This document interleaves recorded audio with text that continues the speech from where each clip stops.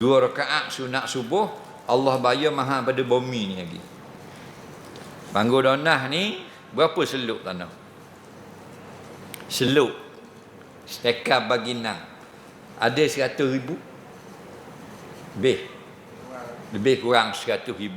Bermakna kalau sekar 600,000. Betul tak? Tu sekar atau seluk. Suti banggu donah ni berapa ke? Gamaknya ratus juta tau. Atau puluh-puluh juta dah. Setiap kapung. Betul tak? 2 rakaat sunat subuh kan fardu subuh. Hak 2 sunat ah. Allah bayar gaji kat gini mahal pada bumi lagi. Dan bumi berapa? Bumi dengan bangun donah mana mahal?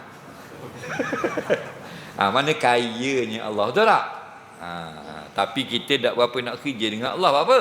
Pasal khuliqal insanu min ajal. Manusia ini dijadikan jenis gaduh. Kalau bayar derah, nak kerja belaka. Kalau bayar lambat, tak berapa nak kerja. Betul tak? Jadi Allah tak bayar gaji bulan, bayar hari kiamat.